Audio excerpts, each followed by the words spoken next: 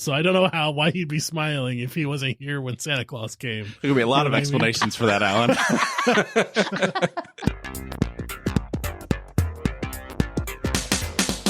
Hello, everyone, and welcome to IRENCAST. I'm your host, Jeff, and with me is my co-host, Alan. On the first and third Tuesday of every month, we bring to you our perspectives on theology and culture from a post-evangelical lens. Thank you for joining us for another conversation to provoke your progressive Christian imagination. This week, we are back to a three-person booth. We have a special guest co-host with us, the wonderful Debbie Blades. If you don't remember, she was on our Feminist Theology episode with my wife and Mona, back on episode a while ago. I don't remember. I should have written down that episode number before. But Debbie, thank you so much for joining us for our conversation this week. You're welcome. It is a pleasure to be with both of you. And we will be discussing the Incarnation today. This is kind of our unofficial/official Christmas episode. So we'll be talking about the Incarnation, how we have held the idea of God as person, and how that has evolved through our theological journeys. And we will finish our episode with a wonderful discussion on how we lost our faith in Santa Claus. Have we lost our faith in Santa Claus? I guess I'm making an assumption. So let's get into it. Let's talk about the Incarnation. So when we're speaking of Incarnation, we're speaking of God inhabiting a human form. So correct me if I'm wrong, you two are much more advanced theologically than I am, but we're looking at the quote unquote orthodox view of Incarnation, where Jesus was 100% divine, 100% human, two natures, one body. That's kind of the frame, which it was probably presented to us around Christmas and Easter, and anytime we talk about Jesus, what that means, what are the ramifications for us, and all that goes with that. So share with me a little bit, Debbie. Let's start with you. How did you first encounter that, and what belief did you hold around that Incarnation? Whatever the Orthodox view is, that's what I always held. I was born into the church. My dad was a pastor. All of the men in my family were pastors, and in the Wesleyan denomination, which is a cousin to Nazarenes. And so I didn't have any other framework to even consider anything outside an Orthodox view. And I held that for many years. So whatever they said about Jesus and Incarnation, that's exactly what I believed. And I didn't even allow my thoughts to go anywhere else because I didn't even know they could at that point in time. I think that's an important distinction as we're going to talk about this. And I think that's the important distinction as we talk about any of our experiencing conservative Christianity or evangelicalism, is this idea of we didn't know there was another way to think. Mm-hmm. And that's obviously our hope for the podcast, is that we're continuing to hopefully offer other ways to think that give us a little bit more freedom, a little bit more space to move in our life. Alan, what about you? I'm very much the same way. I didn't have like Christological options when I was younger. Whatever was the traditional view was the view that I was taught as well. It's going to be interesting how I interact with that now, but I do remember discovering that early Christianity was a lot more diverse than was presented to me.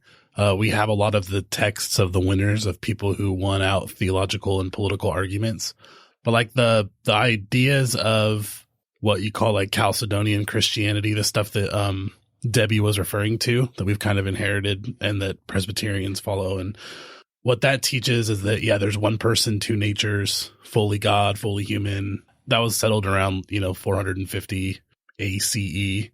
I remember discovering in seminary that there was like early Gnostic communities and stuff. And there's a lot of things in the New Testament where writers are addressing Gnostics, but you don't have that happening unless there's a lot of people who believe differently. So early Christianity was pretty diverse, and it's something that I've really encountered lately. I don't want to jump into where I'm at now, but this is just something that was never talked about because it was non-controversial. It's like, this is Christianity. If you don't believe in this, then you're not a Christian, kind of thing. That's how I grew up. Right. Or if you don't frame it differently. Yeah. And I would say I'm in the same boat as everyone. That was what was fed me. That's what I ate. And that's just what I accepted and held as part of, where I was at. So then the question is, when did it become problematic? I always hold that when we think of certain terms, the more invested we are in something personally, the more questions we're going to ask, the more we're going to engage in that personal thing. And for me, as a heterosexual white male, it wasn't even a question about, well, where's the problem with the fact that Jesus is a very specific gender, a very specific race? And what does that say about God choosing to reveal God's self in person form that way? And never even thought twice about why that might be problematic for someone else. So Debbie, what has been your journey as far as like, when did that kind of foundation begin to shake a little bit? Well, that began to shake, I would say, when I was around the age of 40. My circumstances in life were such that my husband at that time was dying of cancer. And so during that time, I actually was in a Pentecostal church. And that Pentecostal church, it was a fairly large church, and I would say more, I don't know if this is accurate or not, but mainstream Pentecostal church. So if you didn't know it was a Pentecostal church, you might not know that on Sunday mornings. Right. You definitely would on Sunday night, but you may not know that on Sunday mornings. But that church really was everything I needed a church to be at that time. And so, but during the course of that, and then after my husband died, I went back to school to finish up my bachelor's degree. So I started back into education at the age of 44. And it was during that period of time that I began to see shifts and changes in my own theology based on my experiences that I had gone through, things that I had seen during that time. And so always experience should be what's informing your faith or changing your faith or causing your faith to grow.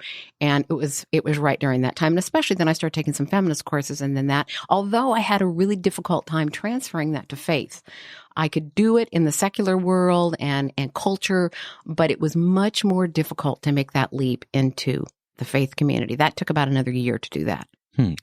So expand on that. What do you mean, like maybe an example of some idea that was easy to translate into society but difficult with church? Of course, in feminism, they always talk about patriarchy. I mean, patriarchy is where a lot of it starts, and recognizing that there is a system in place where maleness is favored and at the top of the chain, and then all the way down, all the things that go into patriarchy. However, I wasn't able to see that in the church. I couldn't see that patriarchy also existed in the church, and our understanding of who God is, the maleness of God, never even questioned at that point in time for me. I could do it in society and say, hey, you can't, this isn't right, or call that out, but I couldn't do it in the faith quite yet.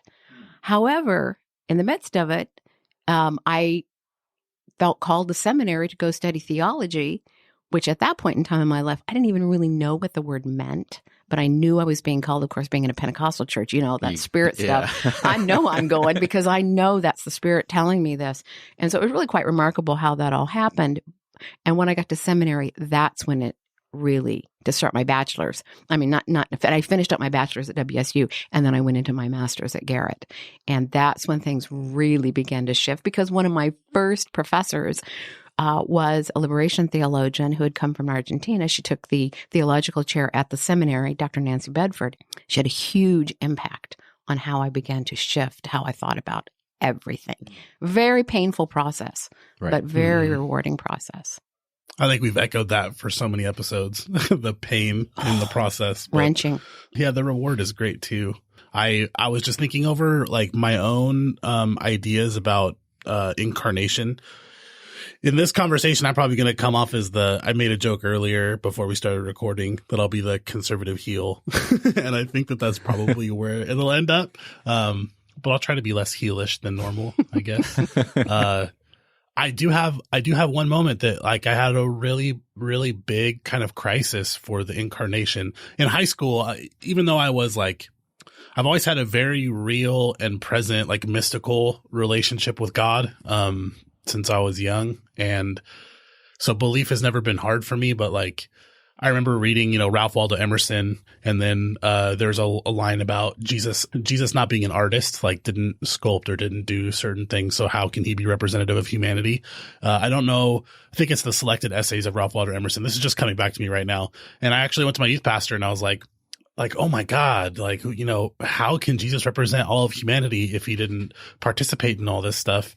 And I remember the intern at the time was like, well, Jesus didn't work with concrete either. It doesn't mean he wasn't like perfect. That was like the response to me. And I remember being like, oh, well, that's true. And then so I really struggled, I'd say my senior year in high school with like, yeah, God, I'm totally on the same page with you, But as far as like Jesus Christ being the, God made flesh, the image of the invisible God, like that kind of stuff, it was something that I actually had to like, I guess, accept when I was, after my like deconstruction, at least in high school a little bit. But the real problem with the incarnation for me came in seminary. I was supposed to go to a different tradition, and just experience it, just observe. So I went to a Hindu mandir and watched a worship service, darshan, and there's a room that looks exactly like the youth room that I was my first youth pastor youth group that I led. It looked exactly like that. Like everything was the same, speakers were the same, and they had a statue that was set up in the middle of the room. And the main part of the service was this darshan, this holy seeing, where you go and you see the deity and you're seen by the deity. Like that viewing process is really important. And this was really cool. I loved learning about it and witnessing it. People would come, stand in front of the deity. Like they believed that in this statue was this incarnation of God. There's one God. This is what I heard from the Hindu mandir. One God, lots of incarnations. But especially in this one right here, like God is incarnate. And I remember thinking like, this is a powerful experience for all of them. It's even powerful for me, and I'm not Hindu. Like, in what sense is like God incarnate in Christ, Like, do their claims have some sort of like rub up against my claims as a Christian? And how does that all fit together? So I had kind of like a crisis moment there, I guess, that's really stuck with me ever since. So I'm not sure exactly what I do with all of that, but it's a part of my processing now. I know it's kind of left field. No, I think it's good. I think that's one of those experiences. I think we've probably all had that similar experience where a certain group or a certain idea was demonized so much. And then when we finally had experience with that setting or that idea, we're like, wait a minute, this isn't at all what I was told. This is really kind of moving, and there's a lot of parallels and there's a lot of connections to what we believe and where we're at. And I think that those are, not to say that we're always going to have a million connections, but I think we need to at least look for and the fact that you felt the presence of God there. I mean, that in and of itself. That's actually what it was. It would have been easy if it would have been like, well, this is dumb, or something like that. Right. I guess I actually led prayer groups against, Hindu demons and stuff like that when I was evangelical on Sunday nights, by the way, not Sunday mornings. I like that distinction that you made. Yes. It's a secret club for real Christians. Yeah. And if you really want the secrets, go on Wednesday night. That's right. I know, we don't talk about those. So I'll upload a picture to the website for this specific episode of my experience there. I took a picture of the mandir, and what it boiled down to is like, how is God present in the world? And to say that God is like present in one thing and not another, or in all things, like how does all of that work? And I think the thing that we're kind of all getting at least with Jeff, you talked about God being male, or how does Christ being a man, a certain race or a certain ethnicity, a certain time period, a certain gender, how does that reflect on like the experience of all humanity? And I found it really meaningful for me that, and this is like totally traditional Christology, right? This is the Chalcedon stuff we're talking about. The idea of two natures in one person means that God didn't unite with a person. It's not as if like the Logos or the Son, the third person of the Trinity, united with a specific person, but that's united not with true. Humanity, that's and not that true. Created. That's not true, Alan. That's not true, Alan. God did unite with humanity, which is in Mary. Yeah. So what I'm saying is God united with humanity in general, and that produced the person of Jesus. So it's one person, but the idea is not that that God is uniting with and this is traditional Christianity, right? God's not uniting with a human person in Jesus, but uniting with humanity in general. I get what you're saying about Mary. That's an interesting point. But the idea is not that like God selected a specific person and then unite like Jesus, and then united natures with that person, or united persons with that person. It's just the product of the union of God and humanity. You know what I mean? It's a weird. Have you guys seen the the meme going around about Santa Claus, the little kid sitting on Santa's lap. Have you seen this yet on Facebook or anything? I might not have. And he's whispering to Santa, and he says homoousios or Oh, yes, homoousios. I have. Yeah. And the guy's like, Yes. what? And he's like, you're not the real Santa Claus. Yeah.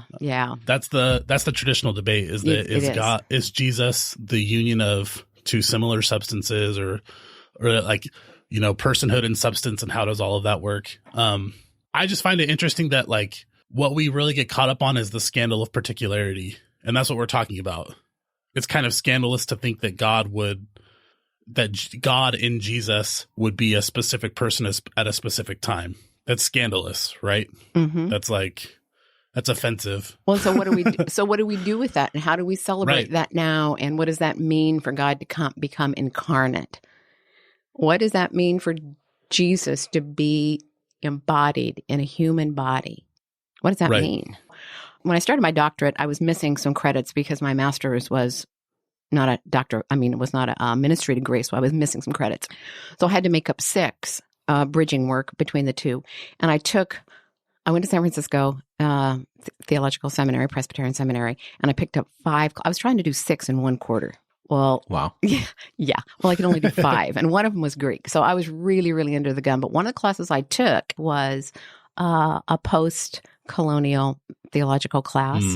And it was really a doctorate class, but last level masters or last year of masters could get in it, and I got in it. And so we had to read one of the excerpts of a book, a chapter in a book called Beyond Monotheism, a Theology of Multiplicity.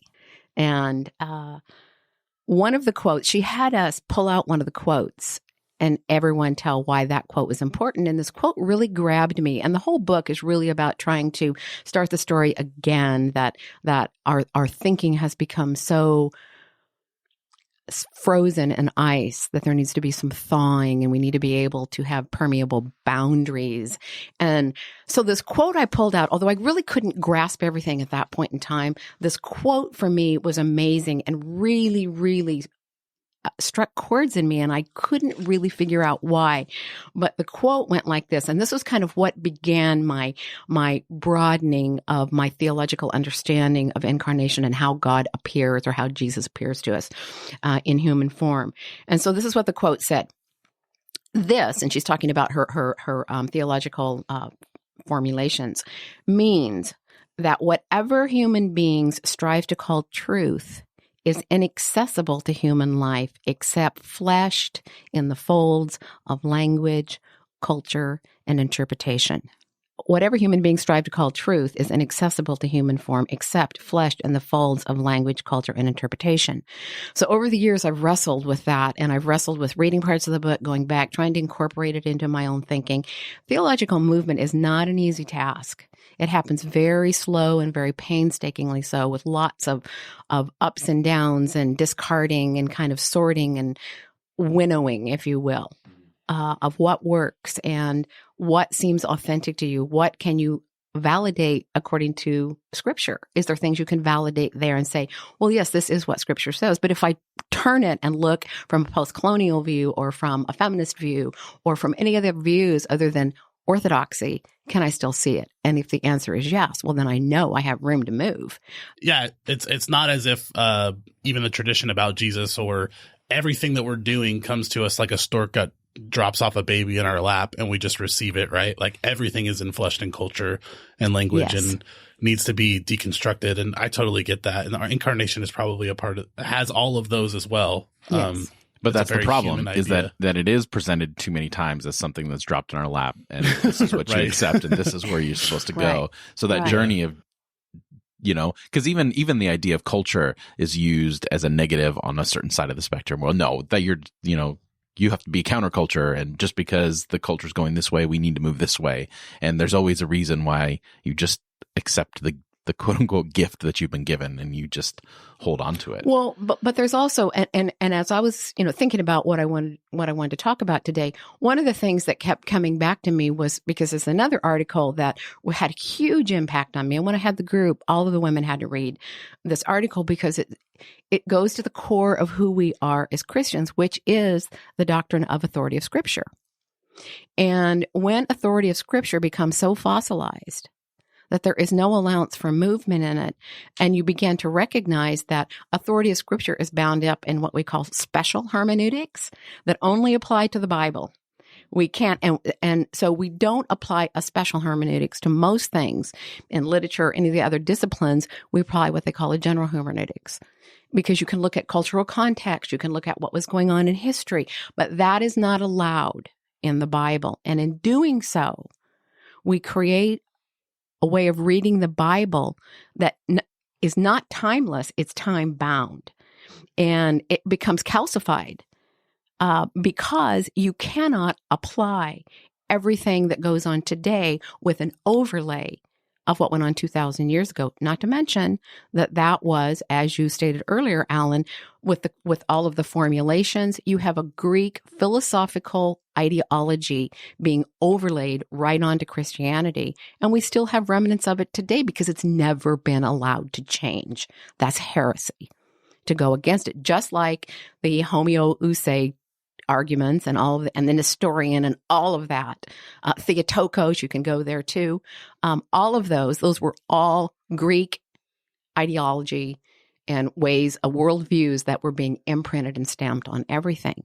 Whenever I talk about this in class, like I'll teach classes on church history and I'll talk about like the different arguments.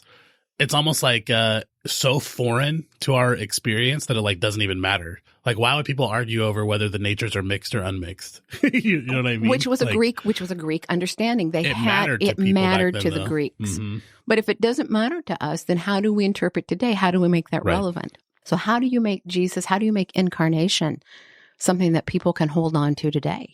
So then that's the question. Because honestly, I would say from my end, it wasn't important to me. In fact, it wasn't until you started that theology group with Kat and all the others that she started bringing these ideas that I immediately first was like, even though we were on a progressive path and we've gone through a lot of stuff, there's certain theologies that I just never even looked at. It was just like, okay, this is it. How do I now reconcile this way of looking at the incarnation into my new way of looking in the world and recognizing at a point, well, it doesn't fit anymore. So now I have to change this idea. And it wasn't until confronted with the papers that Kat would bring home or the different books. And I was like, I don't know about that. That's weird.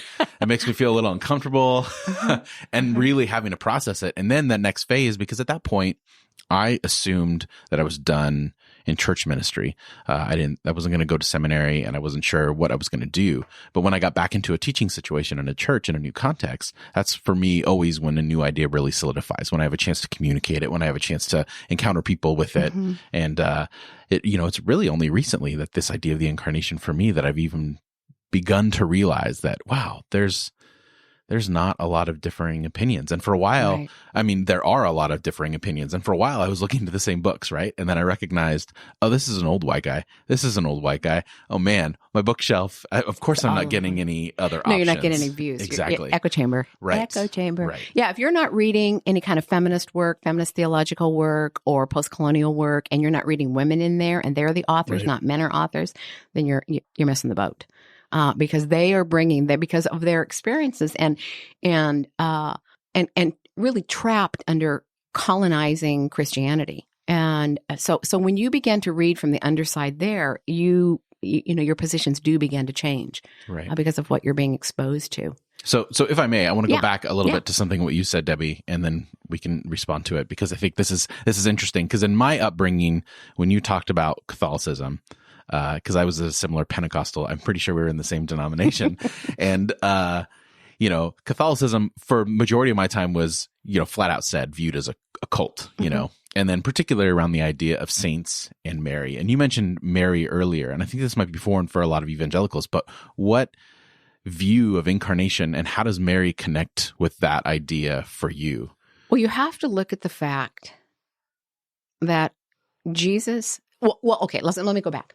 Theology has never been able to really pay much attention to the body side of incarnation. So bodies are very disruptive to theological formations. And bodies are all we have to be able to relate to one another. The fact that God I'll call it, say, the divine, because to differentiate between God as the traditional way of understanding, the divine as perhaps a different way of naming and understanding, that the divine would actually enter human form in order to be communicated. That is the only way God can officially reach out and touch and hold and be with you in human form. Well, that's pretty powerful. If divinity leaves wherever it is divinity lives and enters humanity, and we believe that the sacred cannot live in corruptness or evilness, how then can bodies be bad? Then bodies must additionally be sacred. Otherwise, and I said this, and you can edit this out if you don't want to hear this, but I was talking about this with Jim last night. And I said, if God chose to have divinity arrive through the vagina of a woman, I think that's pretty darn special. And that's pretty darn sacred, in my opinion. Mm-hmm. So how does that begin to change how you understand bodies in all of their messiness and complicated? Jesus, as a baby, threw up and pooped everywhere just like anyone else does. And so how do you account for that? How do you account for the dismissal of bodies in Christian theology and orthodoxy that demands alliance and uniformity to, and does not take into consideration any of the experiences of the rest of the world outside whatever that columned silo is? Does that make sense? Can I say 3 things to that? Sure. Real quick. 1, Jeff's mother-in-law has pictures of Jesus breastfeeding all over her house. And I remember seeing it and being like, I don't know how I feel about this, but it's awesome. It totally like moved me in a different direction when I was a teenager, right? Or like 20. That's Julianne of that's Julianne of Norwich. Yeah. Brilliant, right? Yeah. 2, I would say conservative, like traditional Orthodox theology actually did affirm bodies because not as a whole, but just in particular to this one tiny point. Gnosticism, which was really popular in early Christianity, taught that bodies were bad and that, Jesus must have not had a physical body because this divinity this incarnation cannot happen. Like it's not possible because bodies are bad. And so one of the earliest Christian like movements in the New Testament was to be like, no, like Jesus did have a real body, and like the Word made flesh, right? In John 1 affirmed human bodies as something that can unite with this divinity, which is perfection or whatever. But your point, the third thing, your point that how can we not listen then to the embodied experiences of other people like all over humanity is really well said. Like that's something that like I want to like hear more about maybe, or like carry with me, is that even in saying that bodies are not bad and that the incarnation is this, union of 2 natures in one person, there still has been in the whole program of orthodoxy a very intentional dismissal of bodied experience. Sure. Mm-hmm. Well, along with that, I would say for me, you ask, well, how did bodies not become important? I think you also have to take into account the cultural context of all that kind of stuff. Because I can honestly say, as I think back for it, my physical form never really entered into the way that I thought about theology or God, because my physical form never really affected the way that I moved through everyday life. Right? Like I never was looked at strangely or judged for my physical appearance for the most part, except for maybe my frame, and I, come off a little gruff if I'm not talking, but other than those little things, those aren't powerful enough to really inform how I live in the world. And I think that when we talk about incarnation or any kind of connection to God and the physical world, we should be listening to more voices whose body is connected so much more, positively or negative, to the way that they move through the world, that shapes their experience first and foremost above everything else. Right. And on the list of things that shape the way I look at something, my body is like way, way down on the list. Well, but interestingly enough, in working with women and knowing my own story, bodies very much figure into how a woman understands her place in the world. Yeah.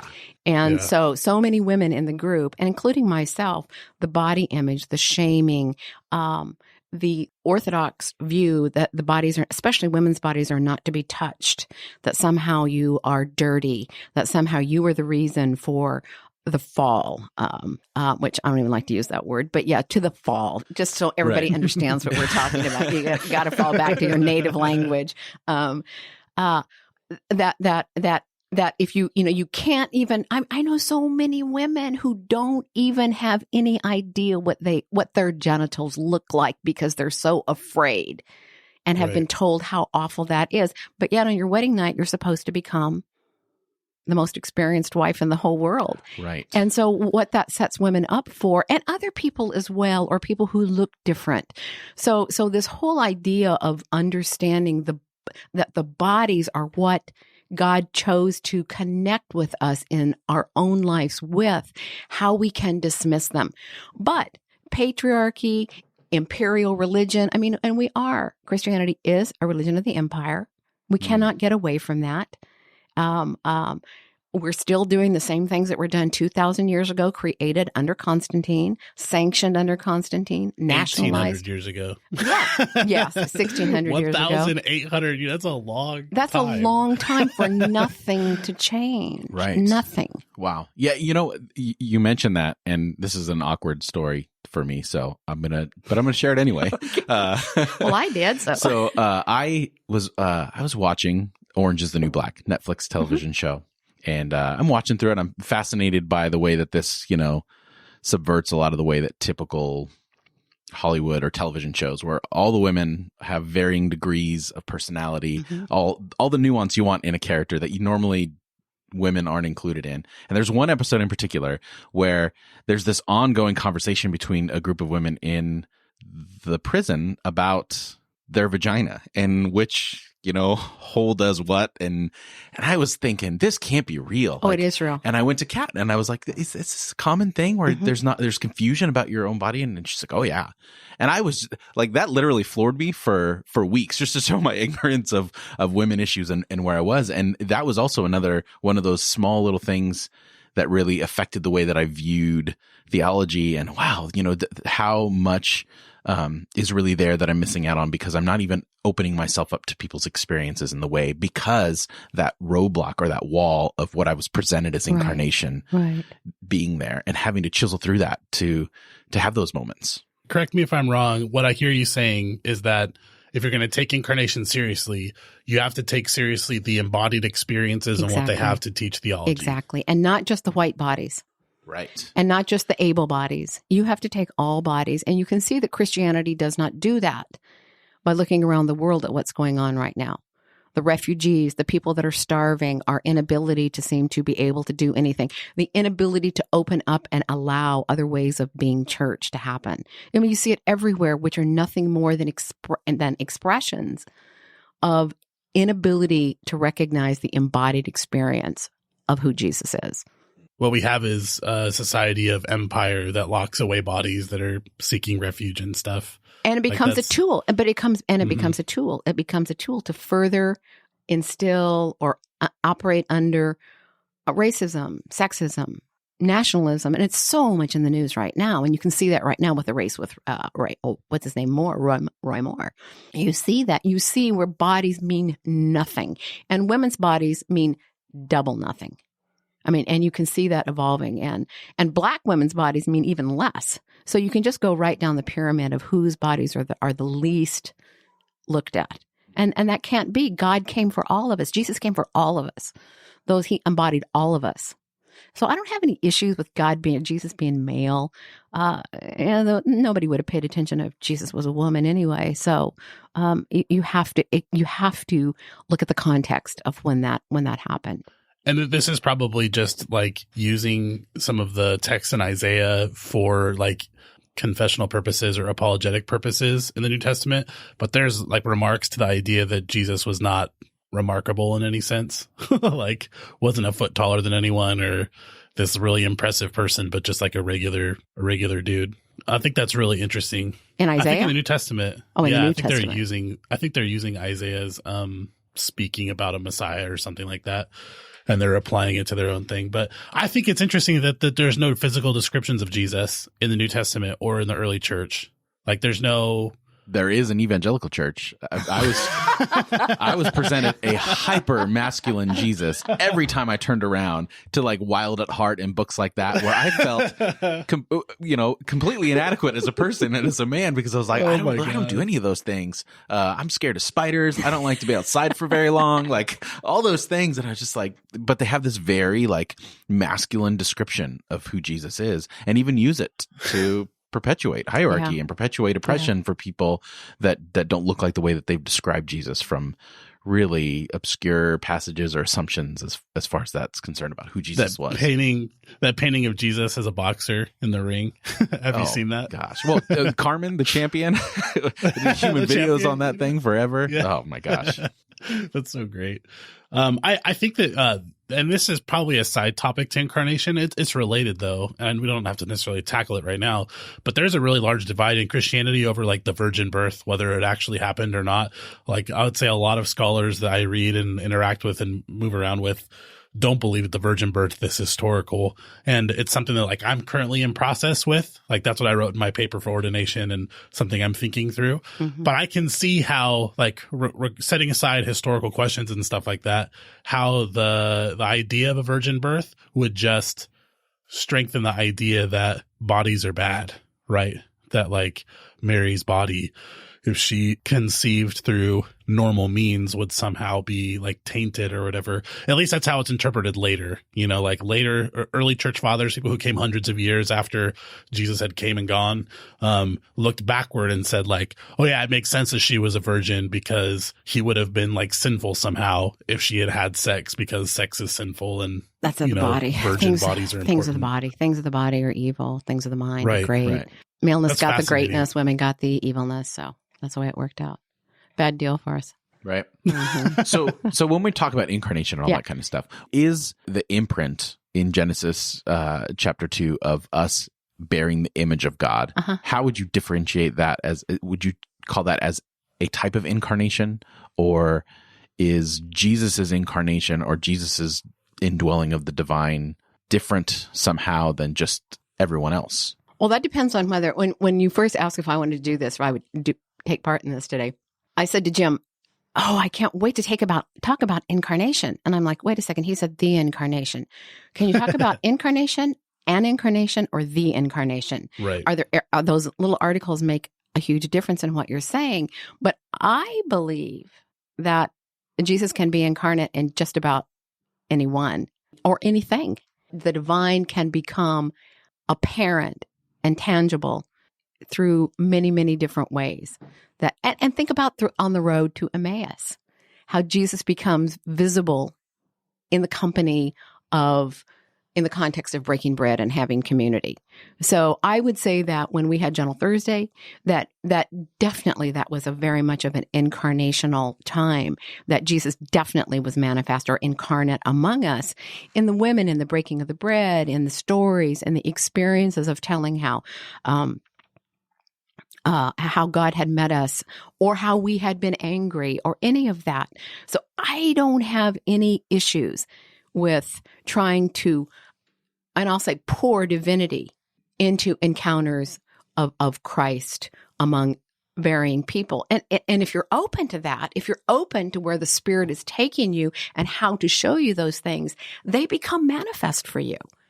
And I've seen it too many times, had it happen to me too many times, to say there's nothing there. That's not true. It has to be this only way. If I don't think about incarnation as only Jesus and not as a way to connect into the divine, that means I have to connect with other people as well.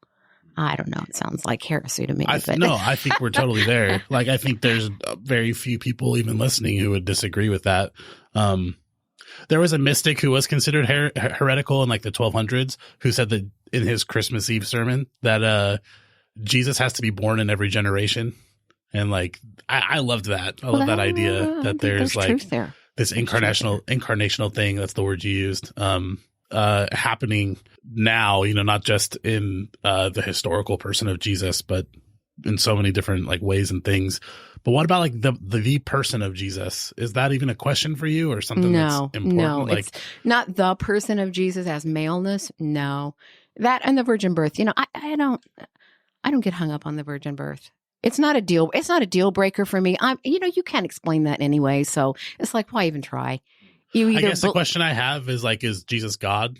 Like this is just for me personally. And I'm not trying to say that there is one right answer or not, but like I worship Jesus, right? And is that appropriate? And how does the incarnation like touch on that? And all those questions are things that I have. And so I'm just kind of wondering where you both are at. Like, is Jesus fully God? Because I would say I'm not fully God. You know what I mean? I exist in God. Like there's no part of me that's not connected to God because my existence comes from God. So in those ways, I can say that like, but I'm not God in the flesh. I'm not God made manifest to humanity. I'm not the connection of God and humanity. I can become that through like working with the Spirit, through communion, through all sorts of things. But when I look at Jesus as a minister or as a Christian, I see fully God and fully human like in one thing. And that to me is like a focal point for my worship. And I think if I step away from that, in what sense do I even worship Jesus, or is it appropriate to worship Jesus? Sorry, I don't mean to. Well, no, I don't think it matters. I mean, I don't think it matters. I don't think divinity says this is the way you have to do it. And if you don't do it like this, it doesn't really count. And so if you think this, I mean, you're trying to work out your theology in the only way you can. That's through your own lens, your own understanding, and all the tools that are available to you, your experiences.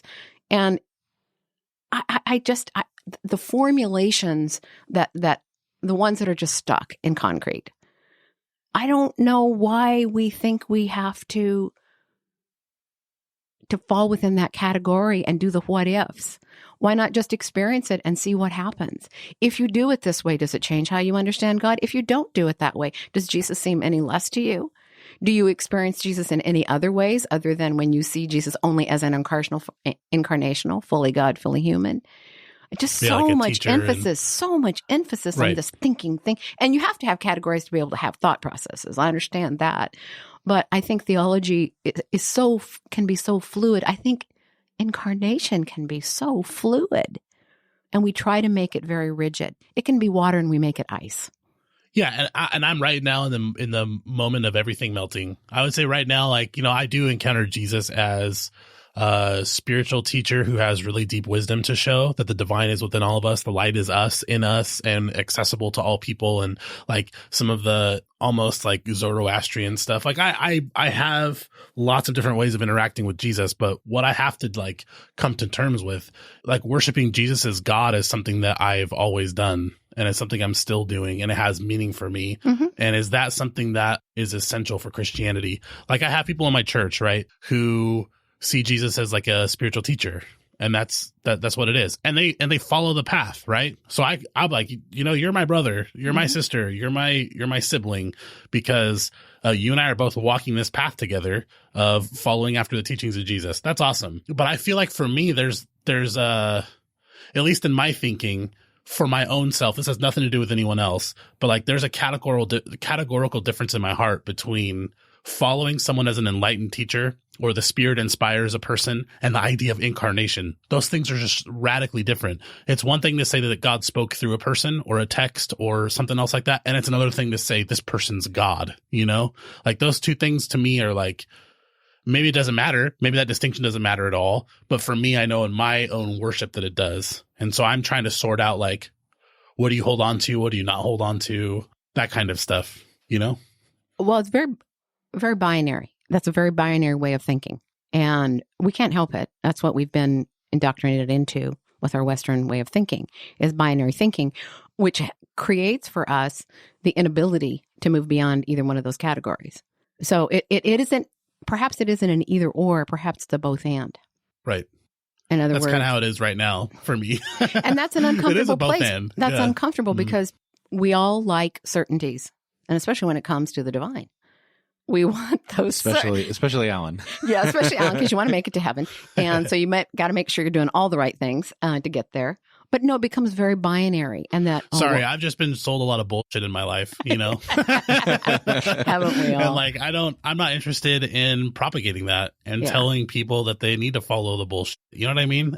So if I want to be clear about stuff, it's because when I was a little kid, I was taught you can ask as many questions as you want. You may not always get the answer, and you definitely not always get the answer you want, but the questions are totally appropriate. Sure. And so sure. like my spirituality is to continually ask questions. And functionally right now, I am not in a binary place. I'm both and. I'm reading, John Dominic Crossan's The Historical Jesus stuff, like looking at Jesus as a revolutionary or just as like this peasant who's inspiring other peasants kind of thing and not necessarily God come in the flesh. And also historical church fathers who are Greek Orthodox theologians who talk about theosis and how like the synergy between God and humans and being brought into the Trinity and stuff. And all that stuff informs me at the same time. Well, Alan, you know that Jesus was either a man, a liar, or a lunatic. I mean, those are your only three options. Yeah, I'm beyond those like very simple ways of encountering God or encountering Jesus and like our tradition. I would say that because I am dealing with asking all these questions and dealing with all of it. But I think for a lot of like maybe even listeners who are going through this for the first time or still figuring it out, like that's the big question. Let's just say for a second, and I know if questions or whatever, but if Jesus wasn't God, first of all, anything in my past that like decreased the humanity of Jesus is like heresy, right? And so that's what I grew up with. I grew up with a Jesus and an incarnation that taught that Jesus, I couldn't relate to Jesus. I could relate to everyone. I remember having like a very real thought in elementary school or junior high. Like I can relate to all the different people in the Bible, Moses, Abraham, David, especially, right? And Paul, I cannot relate to Jesus because Jesus isn't human like me, like there's that real feeling for it. But like, if Jesus is not God, that does change the way that I do theology. Do you get what I'm saying? Kinda. Yeah. Kinda. Oh my God. Yeah, I hear the struggle. Oh my I hear the Jesus. struggle. And I hear Right. several different things that are being struggled with in that conversation. But I'm going to bring it back to bodies. Let's go back to bodies because you cannot escape incarnation without thinking about bodies. Bodies always come back to disrupt, whether it be, they always do. Either female bodies or black bodies or brown bodies or maimed bodies. Bodies always come back to disrupt theology, and theology has to do something with that. And incarnation is very much one of those. So incarnation, Mother Teresa, look at Mother Teresa. I think that her work probably was very much an incarnational ministry. She was so concerned about bodies. And Jesus was concerned about bodies. Jesus was very concerned about bodies. So for me, there's a lot of room for focusing not so much on the godness of the incarnation, but on the body of incarnation. And if Jesus, as we are taught, truly was human, then Jesus had a lot of messiness there too, and that must be okay because God chose the human body to interact with human beings. And still does. And still does. And still does. Yeah. And people you wouldn't even expect it of. So there's no, it has to be done in church. And yes, I can see Jesus in Jeff. But no, to the person on the street or something, or someone who does something for you, or just all of a sudden it's visible, it's clear. I heard a liberation preacher talk about like, well, no, we made progress when the desecration of black bodies in the street is like the burning of temples. We don't respond to it the same way. And No. I think that was really fascinating to me. Something that I'm just now moving in.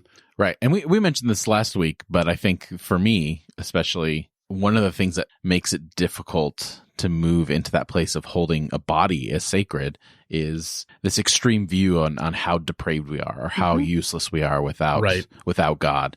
And the more I move forward, the more I'm just so against this idea that there's anything about humanity that's bad, because it was established from the beginning. We are good, and it was never undone. There's no other place after that in scripture or anything that says, well, never mind, you sinned or whatever. The very way that God nurtured Adam and Eve out of the garden says volumes about how good they still were as physical beings. Right. And to really embrace that is important, because I think that we lose that so many times. Well, we do. We do. And again, I go back to bodies that are abused and broken. Matter of fact, one of the first one of the first times I got to actually start to explore using that kind of, or expanding that kind of theology was when I was working at the church in San Luis, and I got invited to go to the women's shelter to come and talk to them. They said about our faith, and actually Sarah O was there, and she's the one who, that's how I met her.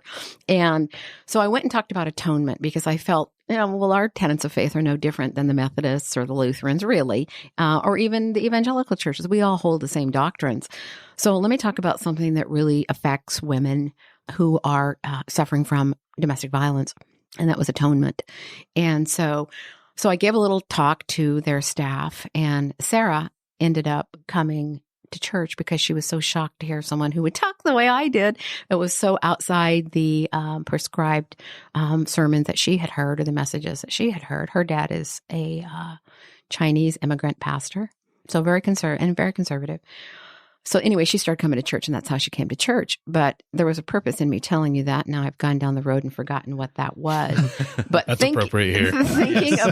Thinking about just how thinking about these women who are told they are now bad because of what's been done to them, or a woman who is raped, or somehow assaulted. All these women who are told this is so. That are told they are now so bad or not believed because of what's done to their bodies, that I began to really have a shift in understanding how deep the negation of human bodies is inside of theology. Which is so ironic to me as someone who's studying biblical studies for so many years. Mm-hmm. The great evil of empire is the negation of a body, right? In the New Testament. Mm-hmm. And here we do it. Crucifixion. I know. And then our theology just does it. But it can't help, but it couldn't help but be that way because the very people who were the philosophers of the Roman Empire became the theologians. Right. So there is no way for that not to happen. There just isn't. So Christianity forever changed when it was sanctioned by the Roman Empire. Forever. So the point is, it's not that that's wrong. It's just, it's not complete. It's not the whole story. It stops short of being allowed to express the fullness of who Jesus is. It's one very focused lens. It's a very focused and very narrow lens. Yes. And I think that's something I want, at least the listeners of our podcast to really sit with, is that feminist theology, postcolonialism, everything that we've been talking about for 2 or 3 years is not a way of just, undoing and throwing away tradition. It's a way of opening it up to what it really is. Well, it's opening up to allow the other bodies to be able to get in and speak their experiences of the divine. And that's what's not been allowed. So I'm trying to say, all those traditions were given to us by embodied people, right? People who had different experiences too. And so when you have one lens to look at all of that, you're actually missing all of the fullness of it, especially and on the other side when it comes to interpretation and stuff. But anyway, that's just an aside. Right. So any final thoughts? What do we want to take away? Because obviously we're talking a lot about the theological implications and how that's changed over. But the reality of it is, any theology is going to affect the way that we live life, and especially the way that we view and treat other people. So as we're kind of in the midst of the holiday season that's celebrating a very specific event in the incarnation history, where does that leave us as progressive Christians? How and why is our view of the incarnation important in the way that we move forward in our lives? You go first, Alan. I really like what we've been talking about. What you brought up, Debbie, is that if we're going to use the incarnation, why not use it to show that bodies are important, and important for even understanding the incarnation, and important for understanding theology or God or the divine or truth in general, like the quote you mentioned. Mm-hmm. I like that. That being the entry point is that you start with bodies, right? You don't end there. You don't add that as an extra thing. That's what we have in the incarnation. And I like that. I like that a lot from a preaching perspective, from a progressive Christian perspective. I also like the idea of consent, even though if we don't believe in the virgin birth or whatever, the tradition is that Mary consents, right, to this union of human and divine. I think for me, in my own personal spirituality, consent's important. I am not always consenting to God's agenda. You know what I mean? Or to the synergy between me and the Spirit. And that's something that I want to do. And I have lots more questions than I have answers now, Me too. It's what we do here. Yeah. Create more questions. Yeah, I mean, for me, it's just really trying to think about what that means to open up to bodies being sacred. In the eyes of Jesus, we're all the same. I mean, Jesus hung out with the poorest of the poor, the ones that were despised and rejected. Including them is what got him killed in rejecting all of the tenets of the religious community. Well, that should speak volumes to us of who we should be hanging out with, who we should be helping, which I think is going to make a great segment into our last segment. Right.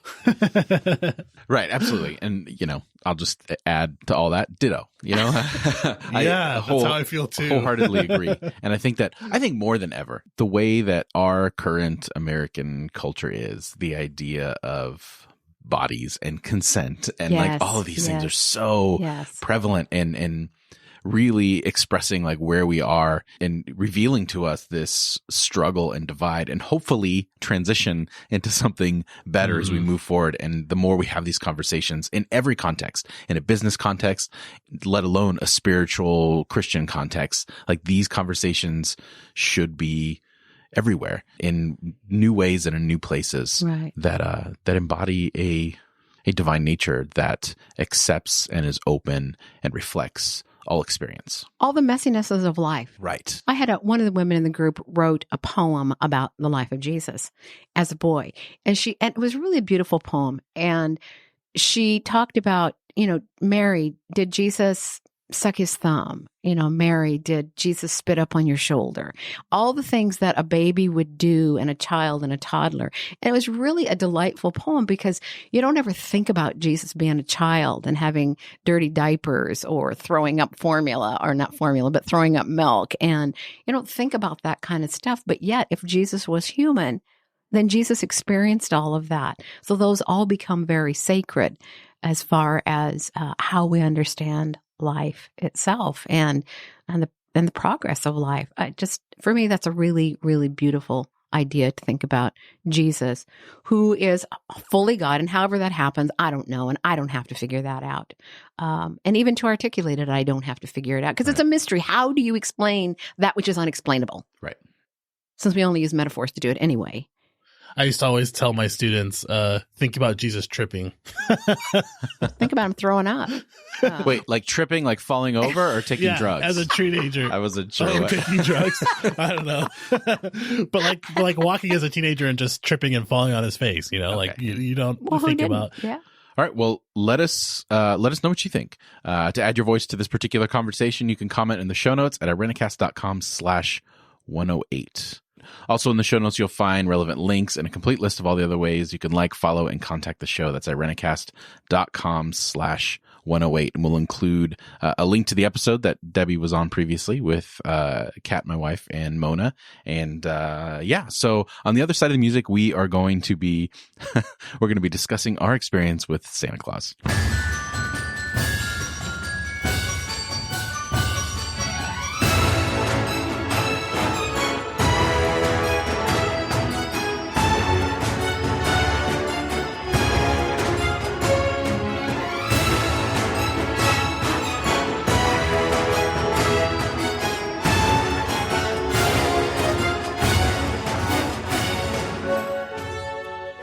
So our tradition here on IRENCAST is that whenever we have a guest host to come on, and we give them the opportunity to pick what segment, we do a variety of different segments, Jesus Juke, Title Me This, all that kind of stuff. And Debbie presented to us a very interesting segment that I think fits well with our idea and our conversation on incarnation.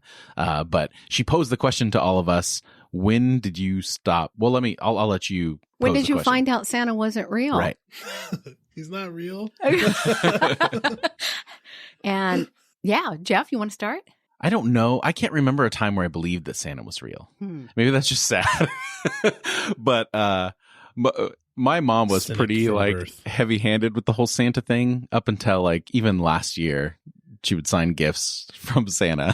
I remember that, dude. And I got lots of those too. I don't know if this was just like a prophecy for how I would encounter the rest of the world and my religious experience going forward. But the minute I started asking questions about Santa, and my mom's harsh response of, no, it just is, no, there's no room. You just believe this or it's not. That's when I was like, okay, Never mind. This is silly. I'm glad that whoever's calling themselves Santa is bringing me presents, but I'm just going to leave it at that. So that was, I don't really. How old were you when you have recollection of that? How old were you when you stopped I was definitely believing your mom? That's the question. Honestly, I think it was 5 or 6. It was definitely before I was 7. Okay. Wow. Okay. And so yeah, it was never. I never had any like magical moments. You know what I mean? Like I never I had the sense of wonder, but it was always in a different way. Where I was just trying to figure things out, as opposed to I had to learn to sit in things, to experience things, and that was something that I had to really create a discipline for, because my default is, well, that's not real. That's not right. It's just everything. That's just where I'm at. Thank you, Jeff.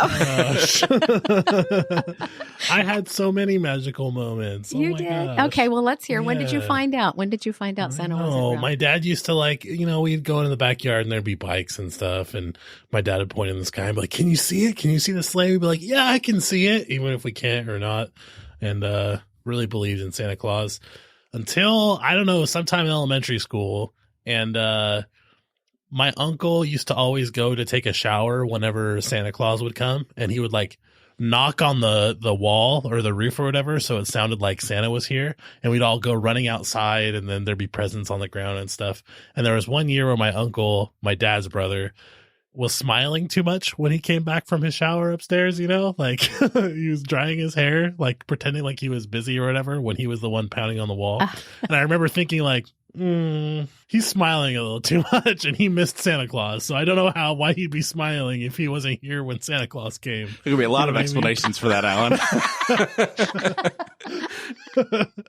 So I kind of put 2 and 2 together, but I was a believing little kid. I mean, I've told this before, but I had night terrors until I was like, I don't even know how old, 10 years old.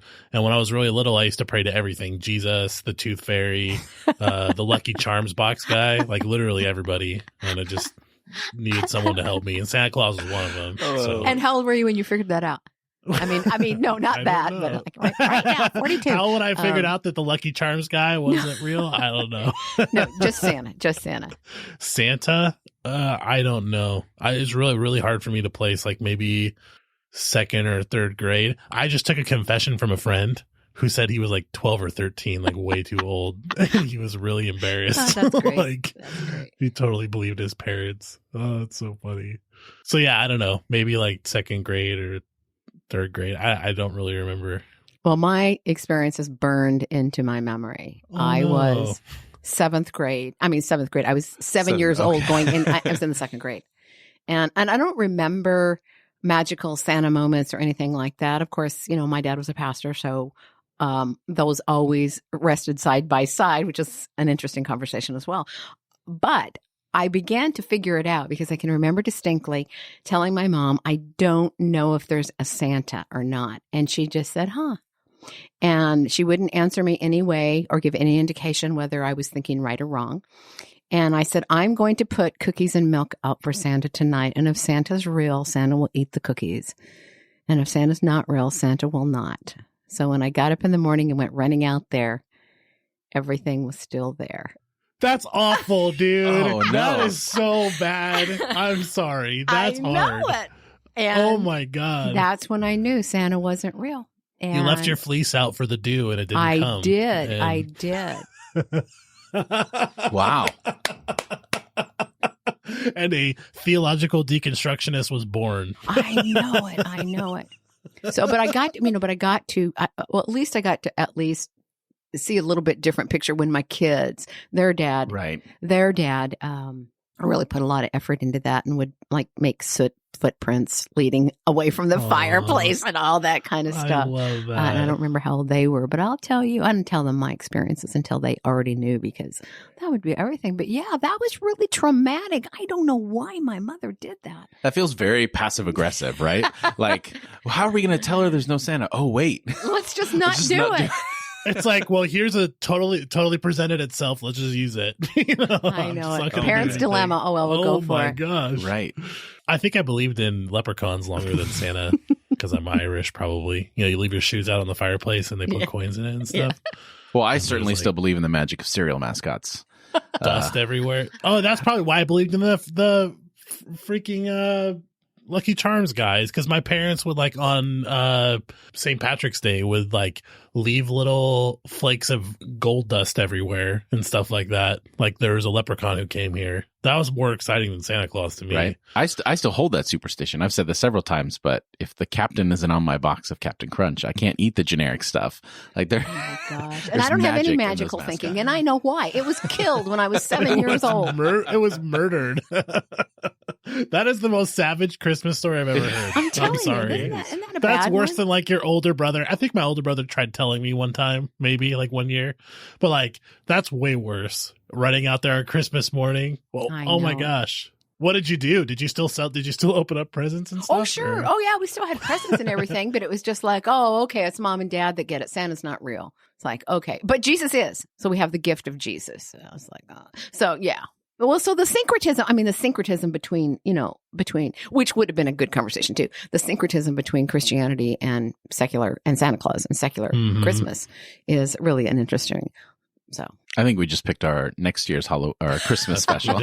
Talk about Santa and Jesus. Yeah, I especially love the Santa that's kneeling at the nativity scene. My all-time favorite. Yeah, that's a good one. Mm-hmm. That's really good. Did you eat the cookies after you found out it wasn't real? Probably. I would have, just out of pure finding comfort in food. I don't remember feeling like devastated though. I think I already was I just needed an affirmation and but I don't have much magical thinking, I'll tell you. And I wonder if that stopped it right there. Oh, there, that Christmas morning. Oh, man. It's funny that you mentioned like kids, because now I think this is going to be the real first Christmas that the girls are going to remember and pick up. And I have these conversations with both of them, but they've already created this elaborate way of telling stories, especially Cadence. She creates these narratives out of nowhere, and she'll ask about Santa, I'll ask a question, and then she has these like thoughtful pauses where she's weighing what next question she's going to ask based on what I just told her. And then sometimes she just takes off and says, oh, okay, I get it. And then forms this whole narrative. So I don't know. I think I'm just going to have to play into the narratives that she presented as opposed to like trying to create something. But she's just got this. Encourage your children's delusions. I absolutely am, in more ways than I possibly can.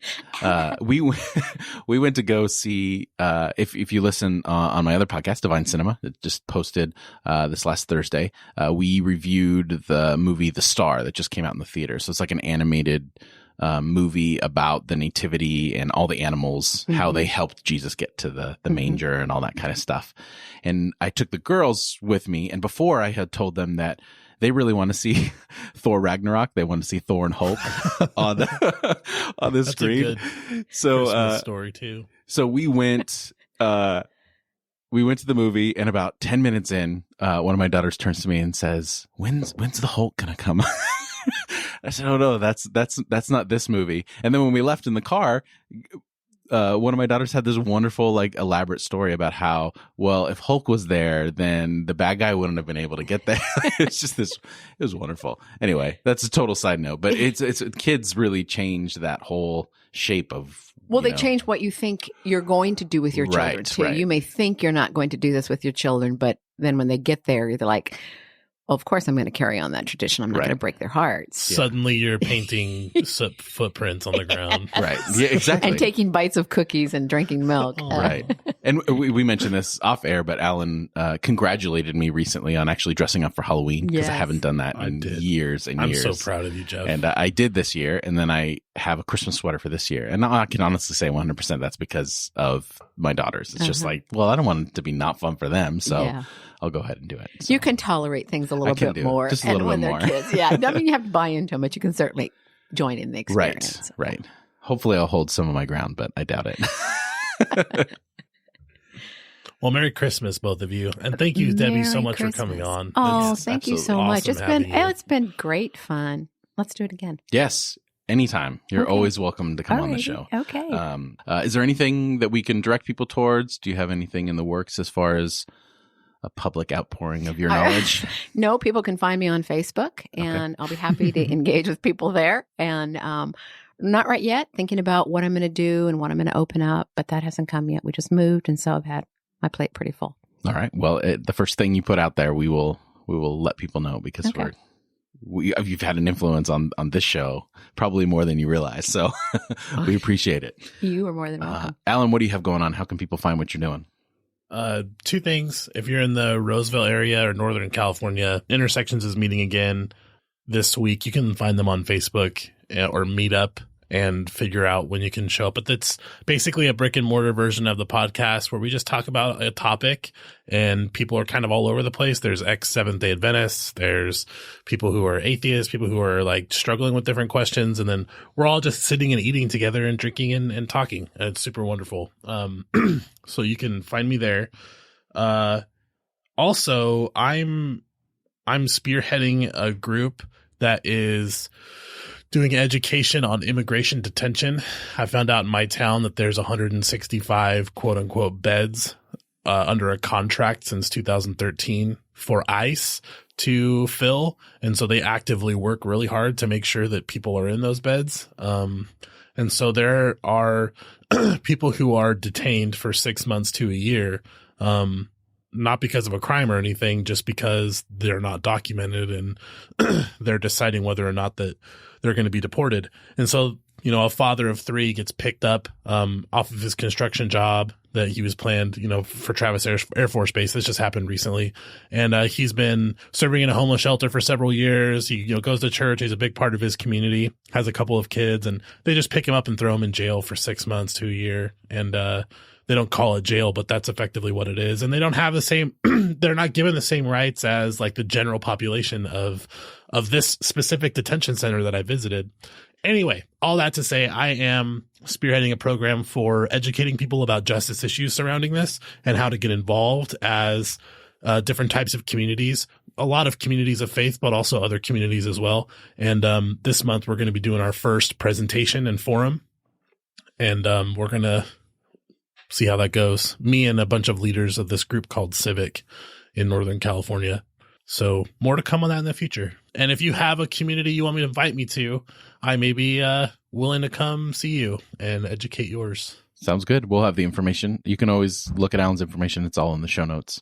And you can follow me on all the socials at Jeff Manildi, at JEFFMANILDI, and listen on the second and fourth Thursday to my other podcast, Divine Cinema, where we review, analyze, and critique movies with themes of faith, and some good, some not so good, and some really good. As for IRENCAST, the show, if you enjoy what we do here, please recommend us to a friend or leave a rating and review on wherever you listen, whether that's Apple Podcasts, Google Play, or Stitcher, or wherever. And we would really appreciate it. And if you'd like to take your support of the show to the next level, consider going to irenicast.com/Amazon before you make your next purchase. And just shop as usual, and we'll receive a small percentage of your purchase without any extra cost to you. That helps us a little bit, covering some of the cost and all that kind of stuff, but we're never not going to be around unless something, you know, horrible happens. So we're not throwing out that veiled thread of, if you want to keep hearing us for free, then do this, but we would just appreciate it. So for this week, I'm Jeff. I'm Alan. I'm Debbie. Thanks for joining the conversation.